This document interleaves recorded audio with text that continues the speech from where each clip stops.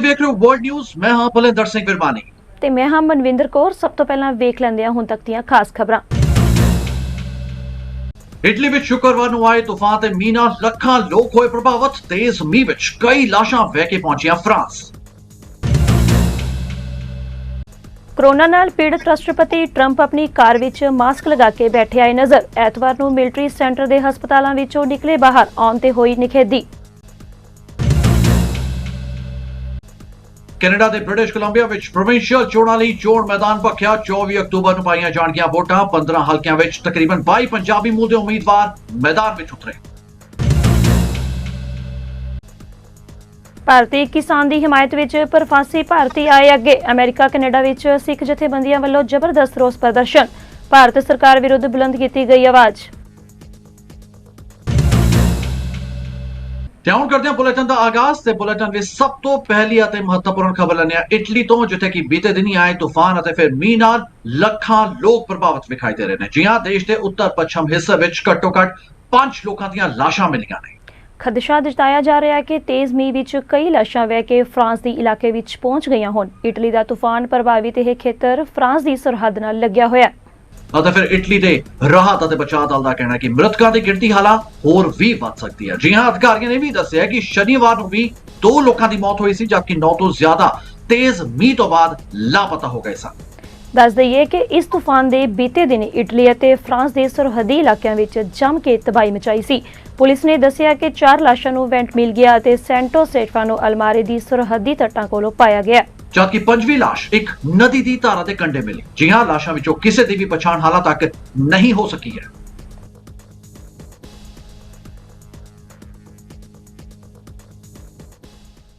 ਸਿਰਫ ਆਪਣੇ ਸਮਰਥਕਾਂ ਦੇ ਪ੍ਰਸ਼ੰਸਕਾਂ ਲਈ ਅਮਰੀਕਾ ਦੇ ਰਾਸ਼ਟਰਪਤੀ ਡੋਨਾਲਡ ਟਰੰਪ ਐਤਵਾਰ ਨੂੰ ਮਿਲਟਰੀ ਸੈਂਟਰ ਦੇ ਹਸਪਤਾਲ ਵਿੱਚੋਂ ਬਾਹਰ ਨਿਕਲੇ ਅਤੇ ਹਸਪਤਾਲ ਦੇ ਬਾਹਰ ਖੜੇ ਉਹਨਾਂ ਦੇ ਪ੍ਰਸ਼ੰਸਕਾਂ ਨੂੰ ਉਹਨਾਂ ਨੇ ਹੱਥ ਹਿਲਾ ਕੇ ਆਪਣੇ ਹਾਲ-ਚਾਲ ਬਾਰੇ ਜਾਣੂ ਕਰਵਾਇਆ। ਕੋਰੋਨਾ ਪੋਜ਼ਿਟਿਵ ਹੋਣ ਤੋਂ ਬਾਅਦ ਰਾਸ਼ਟਰਪਤੀ ਟਰੰਪ ਦਾ ਹਸਪਤਾਲ ਵਿੱਚ ਲਗਾਤਾਰ ਇਲਾਜ ਚੱਲ ਰਿਹਾ ਹੈ, ਪਰ ਅਜਿਹੇ ਵਿੱਚ ਵੀ ਉਹ ਆਪਣੀ ਵੋਟ ਬੈਂਕ ਦੀ ਚਿੰਤਾ ਵਿੱਚ ਵਿਖਾਈ ਦੇ ਰਹੇ ਨੇ। ਜੀ ਹਾਂ, ਵਿਰੋਧੀ ਧਿਰ ਇਸ ਨੂੰ ਰਾਸ਼ਟਰਪਤੀ ਟਰੰਪ ਦਾ ਸਿਆਸੀ ਸਟੰਟ ਕਰਾਰ ਦੇ ਰਿਹਾ ਹੈ। ਡਾਕਟਰਾਂ ਸਮੇਤ ਆਲੋਚਕਾਂ ਦਾ ਕਹਿਣਾ ਹੈ ਕਿ ਇਸ ਤਰ੍ਹਾਂ ਰਾਸ਼ਟਰਪਤੀ ਟਰੰਪ ਹੋਰਨਾਂ ਨੂੰ ਵੀ ਖਤਰੇ ਵਿੱਚ ਪਾ ਰਹੇ ਨੇ। ਇੱਕ ਵੀਡੀਓ ਵਿੱਚ ਰਾਸ਼ਟਰਪਤੀ ਟਰੰਪ ਆਪਣੀ ਖਾਸ ਕਾਰ ਵਿੱਚ ਮਾਸਕ ਲਗਾ ਕੇ ਬੈਠੇ ਨਜ਼ਰ ਆ ਰਹੇ ਸਨ। ਇਕੱਠੇ ਹੋਏ ਸਮਰਥਕਾਂ ਨੂੰ ਹੱਥ ਹਿਲਾ ਕੇ ਆਪਣੇ ਆਪ ਨੂੰ ਉਹਨਾਂ ਨੇ ਸਿਹਤਯਾਬ ਦੱਸਿਆ।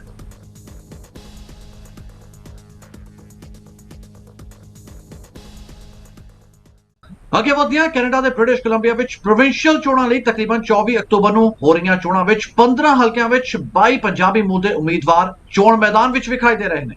ਇਹਨਾਂ ਵਿੱਚੋਂ 11 ਉਮੀਦਵਾਰ ਸੱਤਾਧਾਰੀ BC ਅਤੇ NDP ਵੱਲੋਂ ਐਲਾਨੇ ਗਏ ਨੇ, ਜਦਕਿ 9 ਉਮੀਦਵਾਰ BC ਲਿਬਰਲ ਪਾਰਟੀ ਵੱਲੋਂ ਅਤੇ 2 BC VN ਪਾਰਟੀ ਵੱਲੋਂ ਨਾਮਜ਼ਦ ਕੀਤੇ ਗਏ ਨੇ। ਆਓ ਇੱਕ ਖਾਸ ਰਿਪੋਰਟ ਵਿਖਾਉਂਦੇ ਹਾਂ ਅਤੇ ਫਿਰ ਤੁਹਾਨੂੰ ਦੱਸਦੇ ਹਾਂ ਕਿ ਆਖਰ ਕਿਸ ਰਾਈਡਿੰਗ ਤੋਂ ਕਿਹੜਾ ਪੰਜਾਬੀ ਉਮੀਦਵਾਰ ਇਹਨਾਂ ਚੋਣਾਂ ਵਿੱਚ ਆਪਣੀ ਕਿਸਮਤ ਅਜ਼ਮਾਉਂਦਾ ਵਿਖਾਈ ਦੇ ਰਿਹਾ ਹੈ।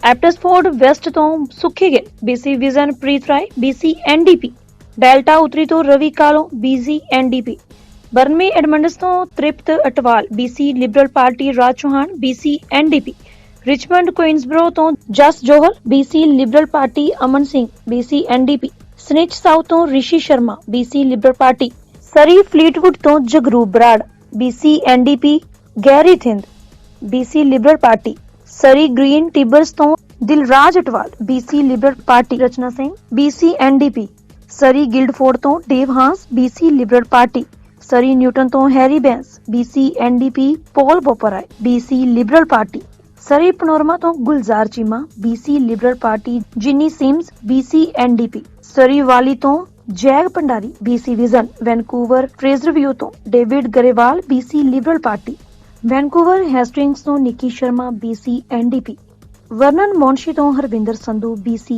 NDP।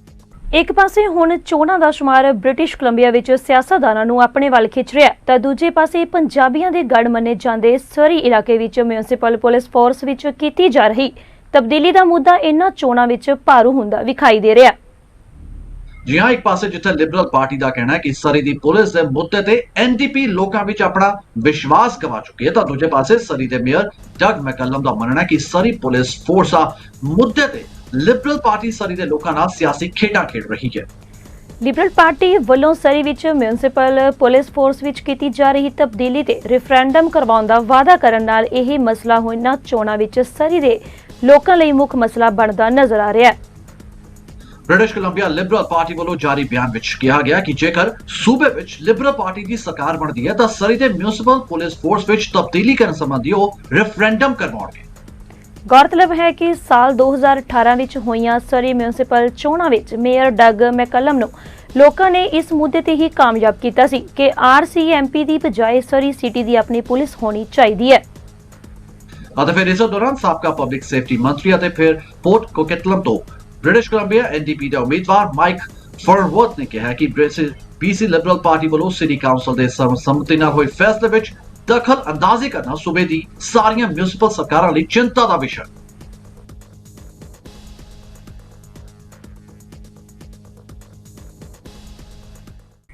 ਭਾਰਤ ਵਿੱਚ ਵੱਧਦੇ ਕਿਸਾਨਾਂ ਦੇ ਪ੍ਰਦਰਸ਼ਨ ਨੂੰ ਵੇਖਦਿਆਂ ਹਰ ਪਾਸੇ ਕਿਸਾਨਾਂ ਦੇ ਹੱਕ ਵਿੱਚ ਲਗਾਤਾਰ ਲੋਕਾਂ ਦਾ ਇਕੱਠ ਵਿਖਾਈ ਦੇ ਰਿਹਾ ਹੈ, ਜਿਸ ਦੇ ਚੱਲਦਿਆਂ ਵਿਦੇਸ਼ਾਂ ਵਿੱਚ ਵੀ ਹੁਣ ਕਿਸਾਨਾਂ ਦੀ ਹਿਮਾਇਤ ਵਿੱਚ ਆਵਾਜ਼ ਉੱਠਦੀ ਨਜ਼ਰ ਆ ਰਹੀ ਹੈ। ਬੀਤੇ ਦਿਨੀ ਕੈਨੇਡਾ ਦੇ ਸਰੀ ਵਿੱਚ ਵੱਡੀ ਗਿਣਤੀ ਵਿੱਚ ਲੋਕਾਂ ਨੇ ਇਕੱਠ ਕਰਕੇ ਭਾਰਤ ਸਰਕਾਰ ਵੱਲੋਂ ਪਾਸ ਕੀਤੇ ਗਏ ਕਿਸਾਨੀ ਨਾਲ ਸੰਬੰਧਿਤ ਬਿੱਲਾਂ ਦਾ ਸਖਤ ਵਿਰੋਧ ਕੀਤਾ ਹੈ ਤੇ ਜੰਮ ਕੇ ਨਾਅਰੇਬਾਜ਼ੀ ਕੀਤੀ ਹੈ। ਵੀਰ ਜੀ ਦੇਖੋ ਹੁਣ ਜੋ ਪੰਜਾਬ ਦੇ ਵਿੱਚ ਆਪਾਂ ਨੂੰ ਪਤਾ ਰੀਸੈਂਟਲੀ ਆਰਡੀਨੈਂਸ ਭਾਰਤੀ ਸਟੇਟ ਵੱਲੋਂ ਜਿਹੜੇ ਤਿੰਨ ਉਹਨਾਂ ਨੂੰ ਕਿਸਾਨ ਵਿਰੋਧੀ ਕਿਹਾ ਜਾਂਦਾ ਉਹ ਕੀਤੇ ਗਏ ਆ, ਉਹਨਾਂ ਦੇ ਵਿਰੋਧ ਦੇ ਵਿੱਚ ਪੰਜਾਬ ਭਰ ਦੇ ਵਿੱਚ ਵੀ ਮੰਨ ਲਓ ਹੈਗਾ ਹੀ ਆ, ਪਰ ਸੰਸਾਰ ਪੱਧਰ ਤੇ ਜਿਹੜੇ ਸਮੂਹ ਪੰਜਾਬੀਆਂ ਨੂੰ ਵੱਖ-ਵੱਖ ਤਰ੍ਹਾਂ ਦੇ ਮੰਨ ਲਓ ਹਾਰ ਦਾ ਨਾਅਰਾ ਮਾਰਨ ਰੱਖਣ ਲਈ ਜਾਂ ਰੱਖ ਲਓ ਵੀ ਉਹਨਾਂ ਦੇ ਨਾਲ ਖੜਨ ਦੇ ਲਈ ਇਹ ਪ੍ਰਦਰਸ਼ਨ ਕੀਤੇ ਗਏ ਤੇ ਸਿੱਖ ਪੰਥ ਨੂੰ ਤੇ ਸਰੀ ਸ਼ਹਿਰ ਦੇ ਵਿੱਚ ਛੋਟਾ ਜਿਹਾ ਇਸ ਇਕੱਠ ਕੀਤਾ ਗਿਆ ਤੇ ਲੱਗਦਾ ਜ਼ਰੂਰੀ ਵੀ ਸੀਗਾ। ਪੰਜਾਬ ਆਖਰੀ ਸਾਹਾਂ ਤੇ ਆ, ਹੁਣ ਫਾਈਨਲ ਅਸਾਲਟ ਆਖਰੀ ਹੱਲਾ ਉਹਨਾਂ ਦਾ, ਦੁਸ਼ਮਣ ਬਾਤ ਕਰੇ ਹੁਣ ਇਸ ਤਰ੍ਹਾਂ ਹੀ ਇਸ ਤਰ੍ਹਾਂ ਰਹਿੰਦੀ ਹੈ। ਪੰਜਾਬ ਨੇ ਮਹਿਸੂਸ ਨਹੀਂ ਕੀਤਾ, ਉਹ ਟੁੰਬਦੇ ਰਹੇ, ਚੂੜੀਆਂ ਵੜਦੇ ਰਹੇ ਬਈ ਅੱਜ ਉਹਨਾਂ ਨੇ ਸਿੱਖ ਸੰਘਰਸ਼ ਕਹਿ ਕੇ ਕੁਚਲਤੇ, ਕਦੇ ਉਹਨਾਂ ਨੇ ਨਕਸਲ ਕਹਿ ਕੇ ਕੁਚਲਤੇ, ਕਦੇ ਉਹਨਾਂ ਨੇ ਨਸ਼ਈ ਬਣਾ ਦਿਆ, ਅਗਲਾ ਕਹਿੰਦਾ ਮੇਰਾ ਪੁੱਤ ਨਹੀਂ ਖਾ ਰਿਹਾ ਗੁਆਂਢੀ ਖਾ ਰਿਹਾ। ਇਵੈਂਚੁਅਲੀ ਇੱਕ ਇੱਕ ਕਰਕੇ ਉਹਨਾਂ ਨੇ ਪੁੰਨ ਕੇ ਹੁਣ ਫਾਈਨਲ ਅਸਾਲਟ ਕੀਤਾ। ਜਦ ਉਹਨਾਂ ਨੇ ਆਰਥਿਕਤਾ ਮਾਰ ਲਈ ਨਾ, ਜ਼ਮੀਨਾਂ ਪਲੈਜ ਹੋ ਗਈਆਂ, ਹੁਣ ਉਹ ਕੋਸ਼ਿਸ਼ ਕਰ ਰਹੇ ਨੇ ਵੀ ਜ਼ਮੀਨ ਟੇਕ ਓਵਰ ਕਰ ਲਈ ਆਖਰੀ, ਇਹ 1000 ਜਾਂ 2000 ਕਿੱਲੇ ਅਡਾਨੀ ਅੰਬਾਨੀ ਦੇ ਹੋਣ। ਕਿਉਂਕਿ ਇੱਕ ਚੀਜ਼ ਸਮਝ ਲੈਣੀ ਚਾਹੀਦੀ ਵੀ 7 ਅਰਬ ਦੁਨੀਆ ਦੇ ਵਿੱਚ ਰੋਟੀ ਖਿਲਾਉਣ ਲਈ ਜ਼ਰਖੇਜ਼ ਜ਼ਮੀਨ ਖਤਮ ਹੋ ਰਹੀ ਹੈ। ਇੱਕੋ ਹੀ ਇੱਕ ਸਭ ਤੋਂ ਵੱਡਾ ਲਾਹੇਵੰਦ ਧੰਦਾ ਉਹ ਖੇਤੀ, ਸੋ ਉਹਦੇ ਤੇ ਉਹ ਟੇਕ ਓਵਰ ਕਰਨ ਲਈ ਉਹਨਾਂ ਨੇ ਹੁਣ ਇਹ ਐਕਸ਼ਨ। ਮਤਲਬ ਮੇਰੇ ਕਹਿਣ ਦਾ ਲਾਹੇਵੰਦ ਧੰਦਾ ਇਹ ਕਹਿਣਾ ਵੀ ਲੋਕਾਂ ਨੂੰ ਢਿੱਡ ਭਰਨ ਲਈ ਅਨਾਜ ਚਾਹੀਦਾ, ਦੁਨੀਆ ਦੇ ਵਿੱਚ ਜ਼ਰਖੇਜ਼ ਜ਼ਮੀਨ ਖਤਮ ਹੋ ਰਹੀ। ਹੁਣ ਪੰਜਾਬ ਦੀ ਜ਼ਮੀਨ ਆ ਜਿਹੜੀ ਉਹ ਦੁਨੀਆ ਦੀ ਸਭ ਤੋਂ ਟੌਪ ਜ਼ਮੀਨ, ਤੁਰੇ ਜਾਂਦੇ ਉੱਥੇ ਮੁੱਠੀ ਕਣਕ ਦੀ ਸਿੱਟ ਲਓ, ਤੁਸੀਂ 2 ਹਫ਼ਤੇ ਬਾਅਦ ਆਓਗੇ ਤਾਂ ਉੱਥੇ ਕਣਕ ਹੋਈ।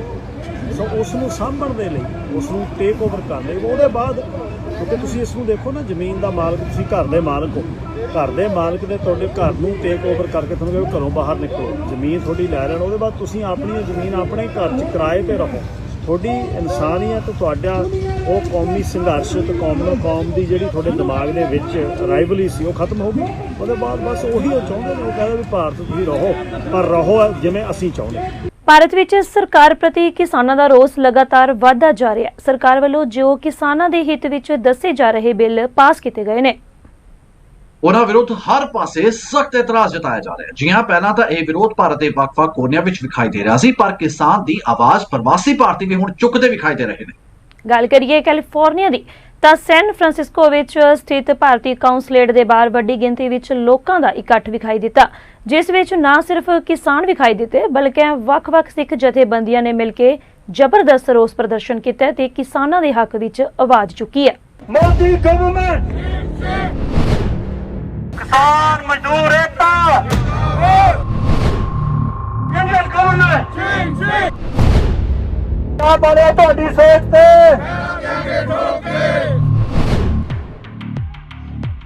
ਕਿਸਾਨਾਂ ਦੇ ਹੱਕ ਵਿੱਚ ਨਾਅਰੇਬਾਜ਼ੀ ਕਰਦੇ ਇਹ ਪ੍ਰਦਰਸ਼ਨਕਾਰੀ ਪੰਜਾਬ ਨਾਲ ਸੰਬੰਧਿਤ ਨੇ, ਪਰ ਇਹ ਪ੍ਰਦਰਸ਼ਨ ਪੰਜਾਬ ਤੋਂ ਹਜ਼ਾਰਾਂ ਕਿਲੋਮੀਟਰ ਦੂਰ ਕੈਲੀਫੋਰਨੀਆ ਦੇ ਸੈਨ ਫਰਾਂਸਿਸਕੋ ਵਿੱਚ ਸਥਿਤ ਭਾਰਤੀ ਕਾਉਂਸਲੇਟ ਦਫ਼ਤਰ ਦੇ ਬਾਹਰ ਕੀਤਾ ਗਿਆ।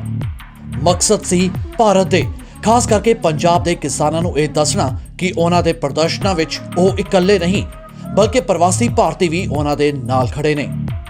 ਪ੍ਰਦਰਸ਼ਨਕਾਰੀਆਂ ਵਿੱਚ ਉਹ ਲੋਕ ਵੀ ਸ਼ਾਮਲ ਹੋਏ ਜਿਨ੍ਹਾਂ ਦਾ ਪਿਛੋਕੜ ਕਿਸਾਨੀ ਨਾਲ ਹੈ ਅਤੇ ਉਹ ਲੋਕ ਵੀ ਵੇਖੇ ਗਏ ਜਿਨ੍ਹਾਂ ਨੂੰ ਪੰਜਾਬ ਦੇ ਕਿਸਾਨਾਂ ਦੀ ਪਰਵਾਹ ਹੈ। ਸਭ ਨੇ ਇੱਕ ਸੁਰ ਵਿੱਚ ਕਿਹਾ ਕਿ ਭਾਰਤ ਸਰਕਾਰ ਵੱਲੋਂ ਪਾਸ ਕੀਤੇ ਗਏ ਬਿੱਲ ਕਿਸਾਨ ਵਿਰੋਧੀ ਨੇ ਅਤੇ ਫਿਰ ਆਪਣੀ ਆਵਾਜ਼ ਨੂੰ ਬੁਲੰਦ ਕਰਦਿਆਂ ਇਹਨਾਂ ਪ੍ਰਦਰਸ਼ਨਾਂ ਦੌਰਾਨ 8 ਵੱਖ-ਵੱਖ ਮਤੇ ਵੀ ਇਹਨਾਂ ਪ੍ਰਵਾਸੀ ਭਾਰਤੀਆਂ ਵੱਲੋਂ ਕਿਸਾਨਾਂ ਦੇ ਹੱਕ ਵਿੱਚ ਪਾਸ ਕੀਤੇ ਗਏ। ਔਰ ਤੁਹਾਨੂੰ ਵੀ ਦੱਸਿਆ ਆਖਰ ਕੀ ਕਹਿੰਦੇ ਨੇ ਇਹ 8 ਮਤੇ। ਭਾਰਤੀ ਮੋਦੀ ਭਾਜਪਾ ਸਰਕਾਰ ਵੱਲੋਂ ਥੋਪੇ ਗਏ ਨਵੇਂ ਕਿਸਾਨੀ ਕਾਨੂੰਨ ਤੋਂ ਬਿਟੇ ਸੰਘਰਸ਼ ਦੀ ਕੈਲੀਫੋਰਨੀਆ ਸੰਗਤਾਂ ਪੁਰਜੋਰ ਹਮਾਇਤ ਕਰਦੀਆਂ ਹਨ। ਭਾਰਤੀ ਮੋਦੀ ਭਾਜਪਾ ਸਰਕਾਰ ਵੱਲੋਂ ਯੋਜਨਾਬੱਧ ਤਰੀਕੇ ਨਾਲ ਲੈ ਕੇ ਇਸ ਫੈਸਲੇ ਨੂੰ ਸਿਰਫ ਕਿਸਾਨੀ ਨਾਲ ਜੋੜ ਕੇ ਹੀ ਨਾ ਦੇਖਿਆ ਜਾਵੇ, ਬਲਕਿ ਇਸ ਨੂੰ ਪੰਜਾਬ ਦੀ ਜਵਾਨੀ, ਕਿਸਾਨੀ ਖੁਸ਼ਹਾਲੀ ਅਤੇ ਸੱਭਿਆਚਾਰ ਦੇ ਖਾਤਮੇ ਦੀ ਸ਼ੁਰੂਆਤ ਸਮਝਿਆ ਜਾਵੇ। ਸਰਕਾਰ ਦੀ ਇਸ ਮਾੜੀ ਨੀਤੀ ਤੋਂ ਪੰਜਾਬੀਆਂ ਵੱਲੋਂ ਵਿਚਾਰ ਸੰਘਰਸ਼ ਸ਼ਲਾਘਾਯੋਗ ਹੈ। ਇਸ ਅੰਦੋਲਨ ਵਿੱਚ ਯੋਗਦਾਨ ਪਾ ਰਹੇ ਕਿਸਾਨਾਂ, ਮਜ਼ਦੂਰਾਂ, ਪੰਜਾਬੀ ਅਦਾਕਾਰਾਂ, ਕਲਾਕਾਰਾਂ ਦਾ ਉਚੇਚੇ ਤੌਰ ਤੇ ਧੰਨਵਾਦ ਅਤੇ ਸ਼ਲਾਘਾ ਕੀਤੀ ਜਾਂਦੀ ਹੈ।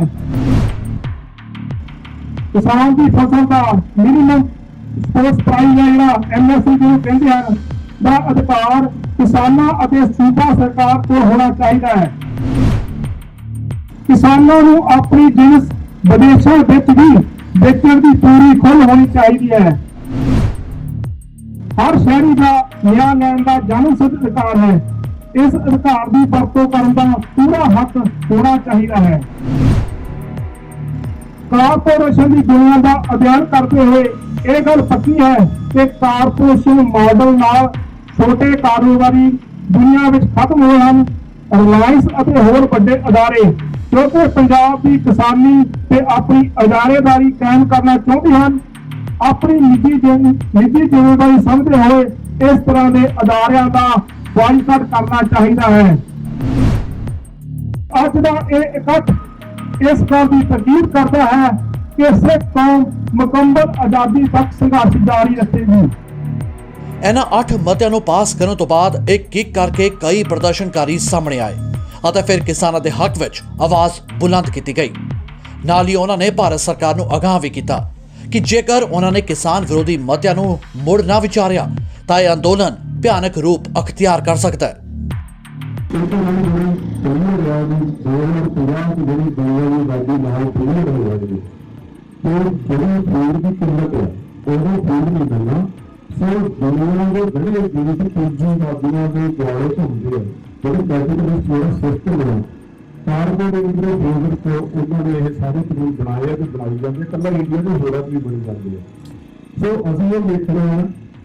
ਅਸੀਂ ਜਿਹੜਾ ਇਹ ਪਾਲਿਸੀ ਹੈ ਪੰਜਾਬ ਵਾਲੇ ਕਿਸਾਨ ਨੇ ਉਹਦੇ ਤੋਂ ਕੀ ਨਿਕਲਣਾ।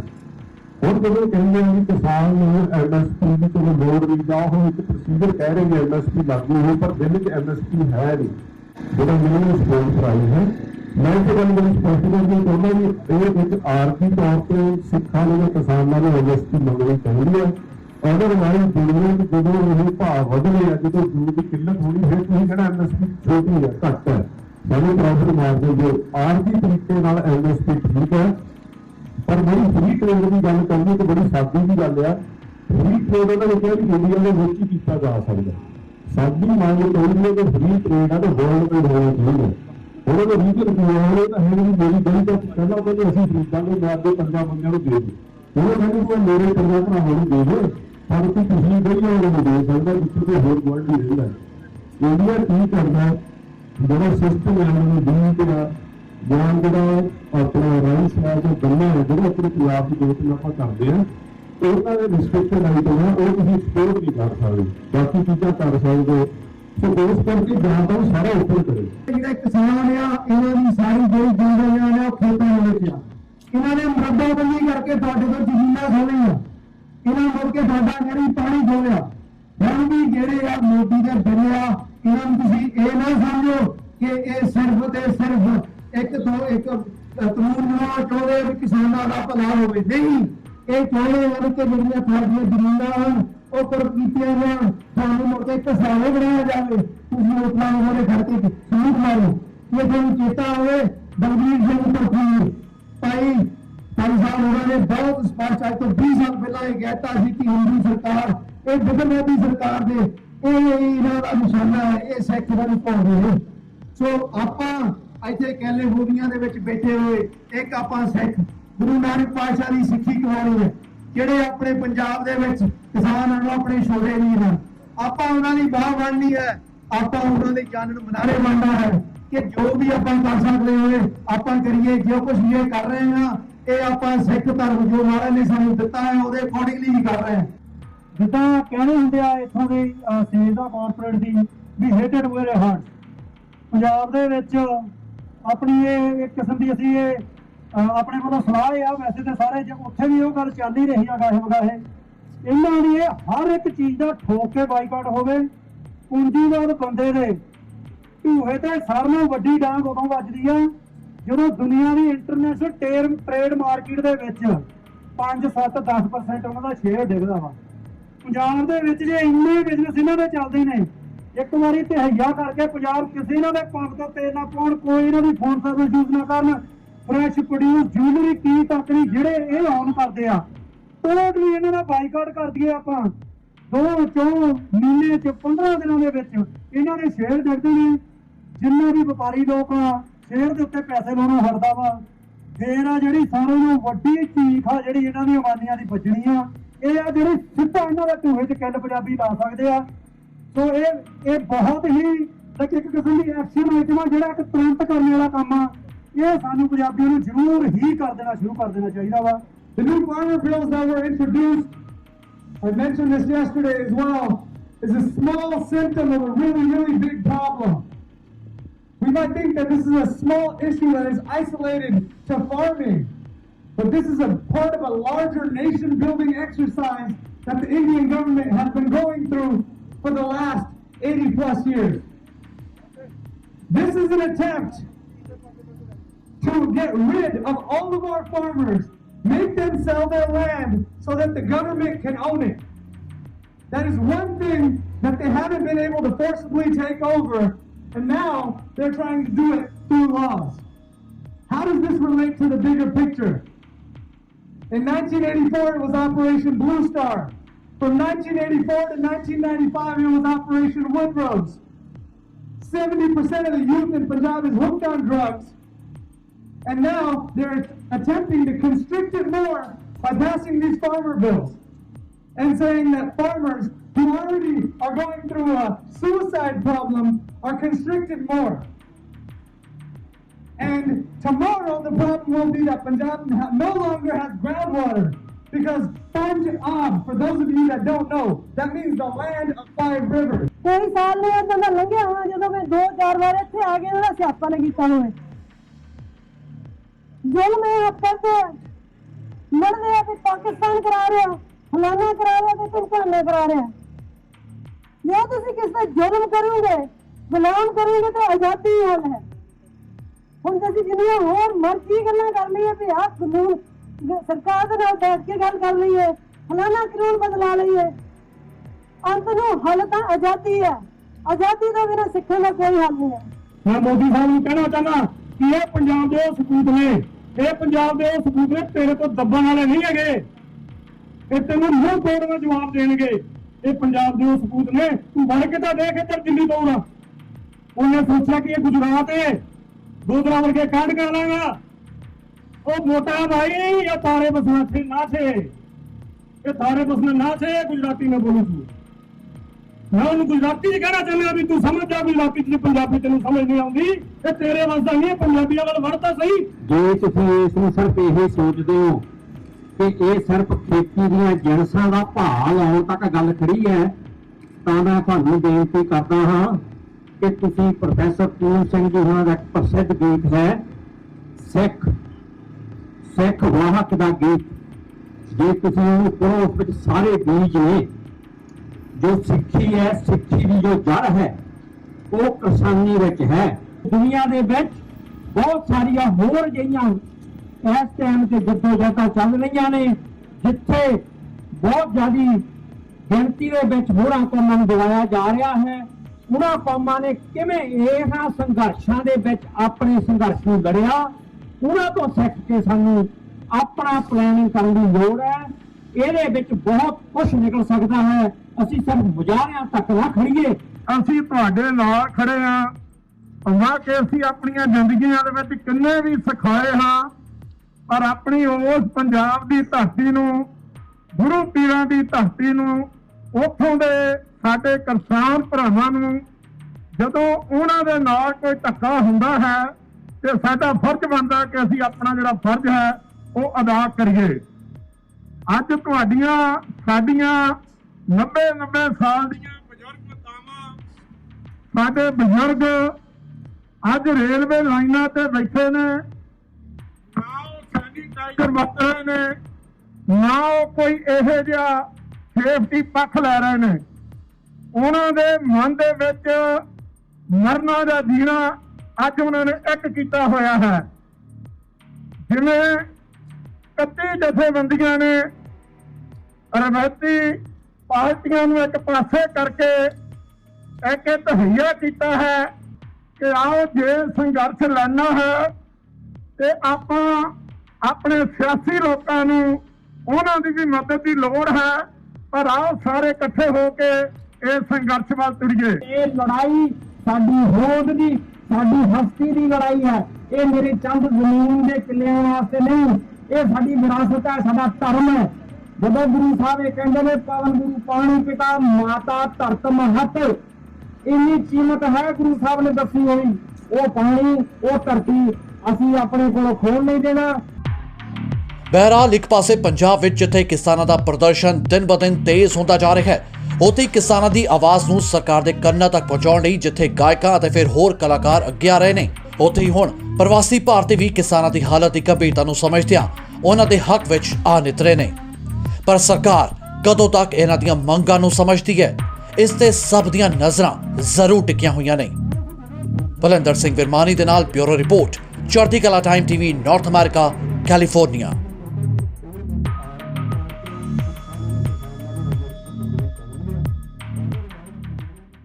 उधर कैलिफोर्निया के मैंटिका शहर में स्थित गुरुद्वारा गुरमत प्रकाश विच हर साल की तरह इस साल भी निशान साहब के चोला बदलण की सेवा बड़े ही उत्साह नाल निभाई गई। ਕੋਰੋਨਾ ਵਾਇਰਸ ਦੇ ਚੱਲਦਿਆਂ ਜੋ ਨਿਯਮ ਸਰਕਾਰ ਵੱਲੋਂ ਬਣਾਏ ਗਏ ਨੇ, ਭਾਵੇਂ ਉਹਨਾਂ ਨਿਯਮਾਂ ਨੂੰ ਮੰਨਦਿਆਂ ਇਸ ਵਾਰ ਇਸ ਖਾਸ ਮੌਕੇ ਤੇ ਸੰਗਤਾਂ ਪਹਿਲਾਂ ਵਾਂਗ ਨਜ਼ਰ नहीं ਆਈਆਂ। गुरु घर की सेवा संभाल का जिम्मा जो है वो लगातार निरंतर जारी है। गुरुद्वारा साहब के सेवादारा वालों किस तरह इस खास मौके ते सेवा निभाई गई, आओ तुहानू भी विखाते हैं।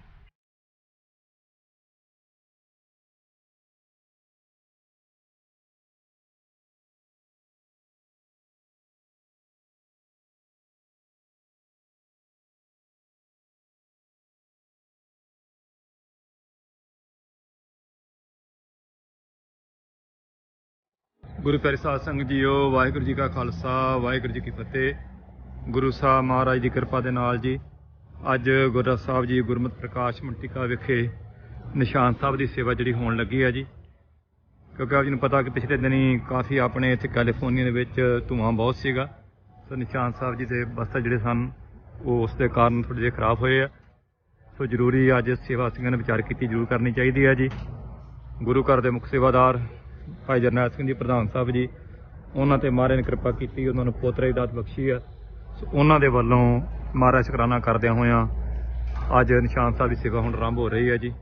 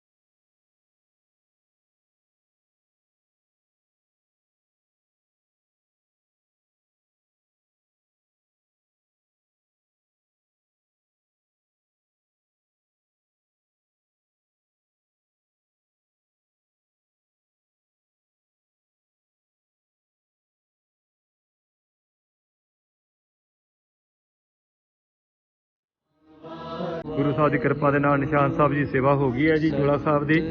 ਹੁਣ ਨਿਸ਼ਾਨ ਸਾਹਿਬ ਜੀ ਮਹਾਰਾਜ ਦੀ ਕਿਰਪਾ ਦੇ ਨਾਲ ਉੱਪਰ ਲਹਿਰਾਏ ਜਾਣਗੇ ਜੀ।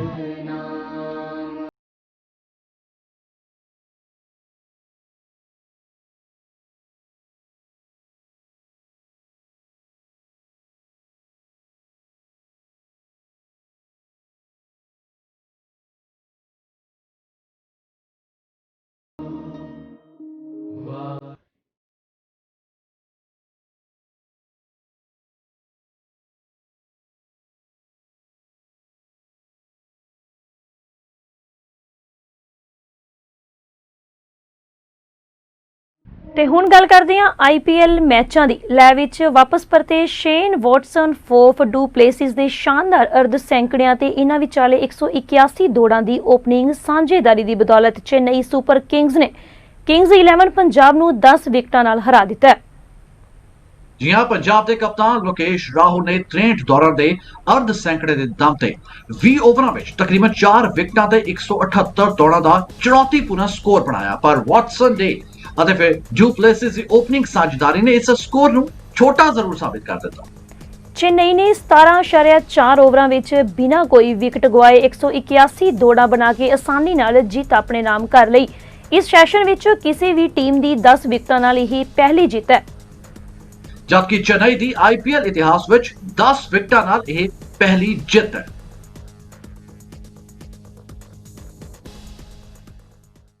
ਸੋ ਅਸੀਂ ਆਪਣੇ ਦਰਸ਼ਕਾਂ ਨੂੰ ਦੱਸਣਾ ਚਾਹਾਂਗੇ ਕਿ ਜੇਕਰ ਤੁਸੀਂ ਸਾਡੇ ਕੋਲ ਕਿਸੇ ਵੀ ਤਰ੍ਹਾਂ ਦੀ ਕੋਈ ਖਬਰ ਭੇਜਣਾ ਚਾਹੁੰਦੇ ਹੋ ਜਾਂ ਫਿਰ ਸਾਡੇ ਨਾਲ ਸੰਪਰਕ ਕਰਨਾ ਚਾਹੁੰਦੇ ਹੋ ਤਾਂ ਤੁਸੀਂ ਸਾਨੂੰ ਸਾਡੇ ਈਮੇਲ ਪਤੇ ਰਾਹੀਂ ਵੀ ਸੰਪਰਕ ਕਰ ਸਕਦੇ ਹੋ। ਜੀ ਹਾਂ, ਸਾਡਾ ਈਮੇਲ ਪਤਾ ਨੋਟ ਕਰ ਲਓ। ਸਾਡਾ ਈਮੇਲ ਪਤਾ ਹੈ info@cktimetv.com।